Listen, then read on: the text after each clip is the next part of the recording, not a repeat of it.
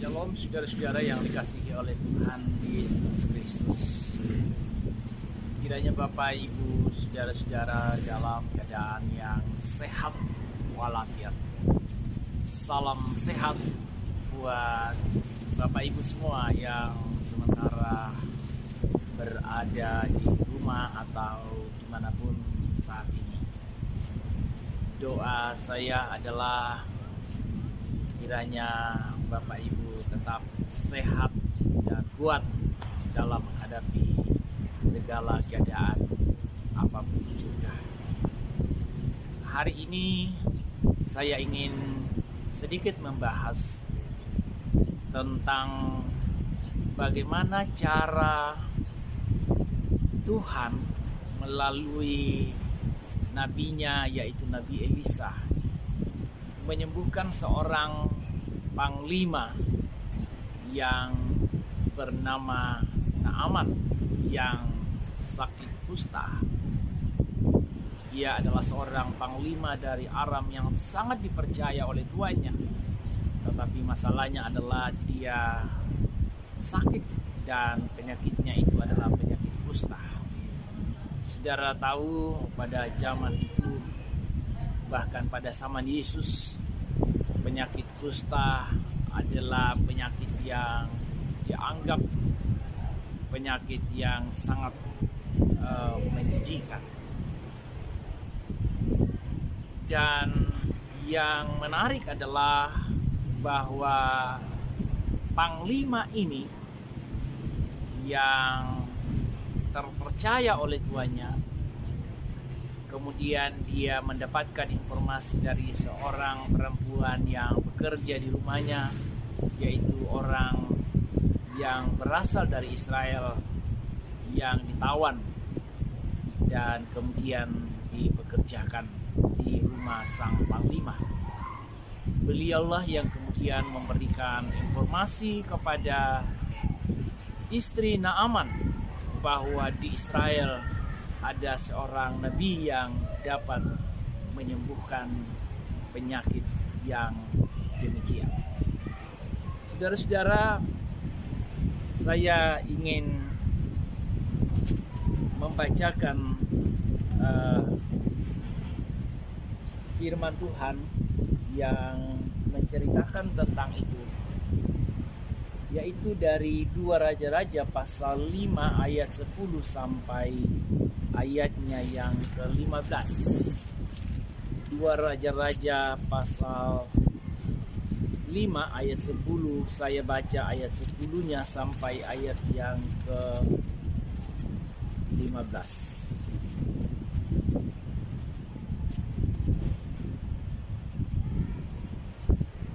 Mohon maaf, anginnya di sini agak kencang sebab saya berada di pinggir pantai di daerah Galesong, Makassar.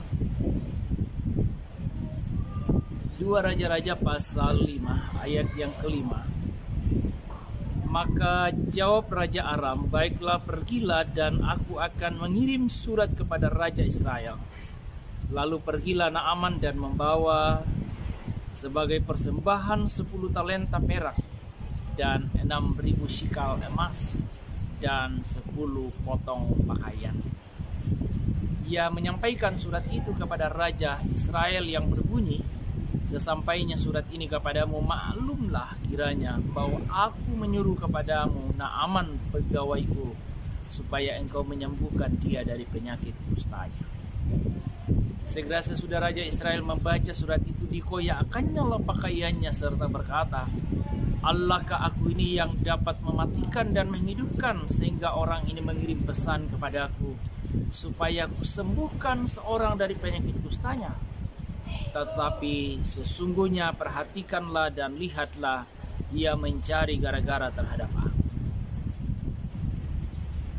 Segera sesudah didengar Elisa abdi Allah itu bahwa Raja Israel mengoyakkan pakaiannya, dikirimnyalah pesan kepada Raja, bunyinya, mengapa engkau mengoyakkan pakaianmu? Biarlah ia datang kepadaku supaya ia tahu bahwa ada seorang nabi di Israel. Kemudian datanglah Naaman dengan kudanya dan keretanya lalu berhenti di depan pintu rumah Elisa. Elisa menyuruh seorang suruhan kepadanya mengatakan, "Pergilah mandi 7 kali dalam sungai Yordan, maka tubuhmu akan pulih kembali sehingga engkau menjadi tahir." Jadi itu yang diceritakan di dalam kitab Raja-Raja, bahwa kemudian Naaman datang dengan segala kekayaan yang dibawa dari negerinya untuk mau dipersembahkan kepada Raja Israel atau kepada siapa yang akan menyembuhkannya kemudian. Mereka berpikir bahwa ia bisa membayar kesembuhan dari sakitnya. Saudara-saudara,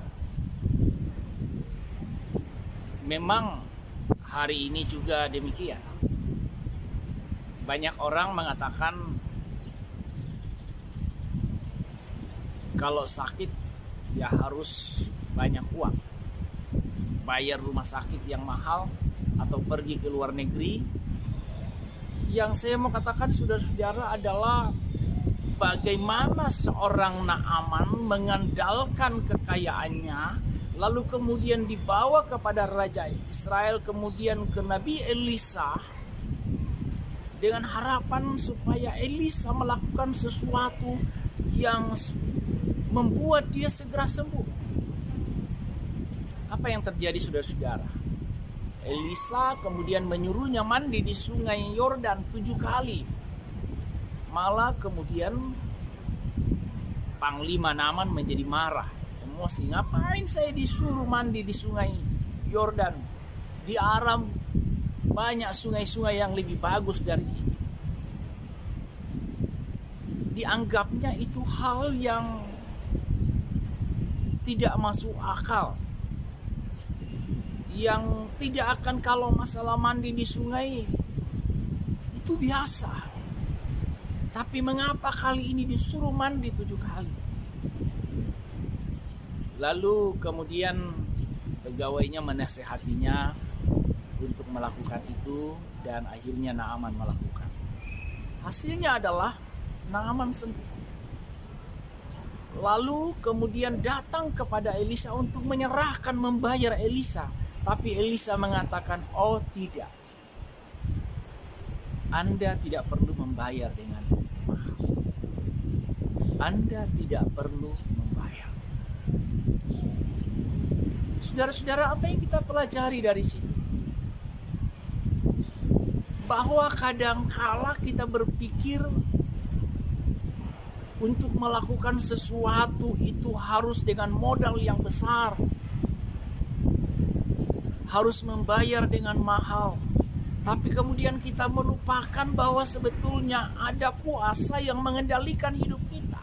Ada kuasa yang mengatur hidup kita, yang menentukan jalan hidup kita. Karena itu sebagai anak Tuhan, apakah saudara dalam keadaan yang sakit parah, serahkan ke dalam tangan Tuhan. Saya tidak katakan tidak perlu ke rumah sakit, silakan. Lakukan semuanya itu, tetapi dalam penghayatan dan penyerahan secara total kepada Tuhan. Sebesar sebanyak apapun uangmu, nyawa tidak bisa engkau beli. Ketika Tuhan mengatakan sudah sampai di sini, tidak akan mungkin. Tidak. Disitulah keadilan Tuhan, baik kepada orang kaya maupun kepada orang miskin, baik kepada pejabat maupun kepada rakyat jelata. Semua kembali sama. Tapi yang kita belajar dari sini adalah bahwa Tuhan hanya menginginkan ketaatan kepada kita. Bagaimana seorang panglima harus taat kepada seorang Nabi Elisa yang kelihatannya mungkin sederhana saja untuk mandi di sungai Yordan. Dan hasilnya ia sembuh. Yang berikutnya adalah dari mana Panglima Naaman mendapatkan kabar itu. Dia dikasih tahu oleh seorang pembantu rumah tangganya yang bekerja di rumahnya. Saudara tahu bagaimana status seorang yang bekerja di rumah Tuhan pada zaman itu. Kalau hari ini tentu sudah berbeda. Tapi pada zaman-zaman dahulu orang yang bekerja di rumah tuannya diperlakukan semena-mena. Tentu tidak dihargai dan apalagi mau didengarkan. Tetapi cerita dari seorang pekerja di rumah Naaman ini adalah orang yang terbuang, yaitu seorang tawanan yang kemudian dipekerjakan lagi menjadi sesuatu yang penting buat Naaman kemudian. Saya jadi ingat Pak JK, Pak Yusuf Kala, suatu kali diwawancara, bagaimana dia tahu setiap mereka meeting di kabinet, dia selalu tahu harga lombok, harga beras, harga sayur-sayuran pada hari itu.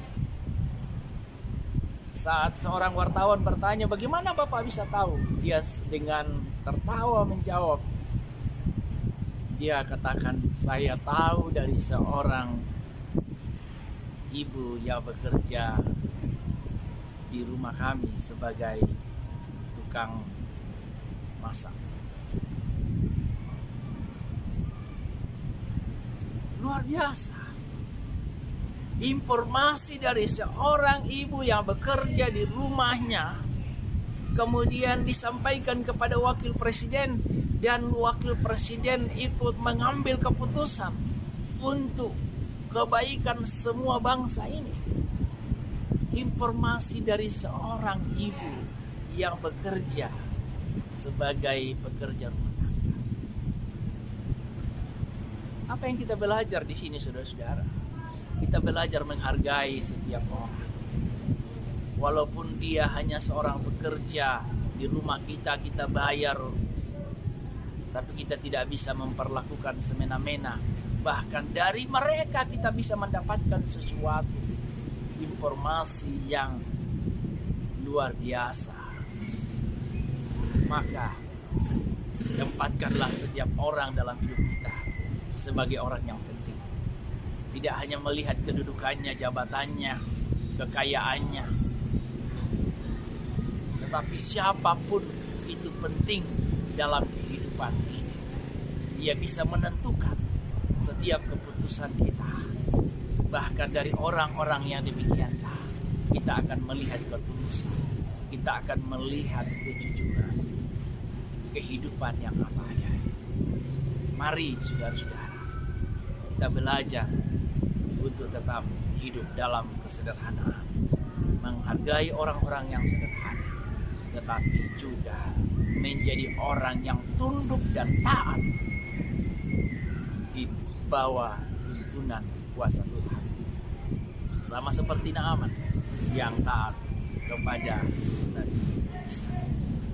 Tuhan memberkati saudara-saudara. Sampai jumpa lagi. Amin. Mari kita berdoa. Bapa kami di surga, kami bersyukur kepadamu atas kasih-Mu, dan hari ini kami mohon kepadamu, ajarlah kami untuk belajar taat, untuk melihat bahwa Tuhan bekerja dalam segala kesederhanaan yang kadang-kadang kami tidak bayangkan. Oh Tuhan, juga ajar kami untuk menghargai setiap orang dalam hidup kami, sebab kami percaya Tuhan bisa pakai mereka. Dalam nama Tuhan Yesus Kristus kami datang berdoa. Amin. Demikian saudara-saudara, kita berjumpa kembali pada waktu, kesempatan, dan tempat yang berbeda.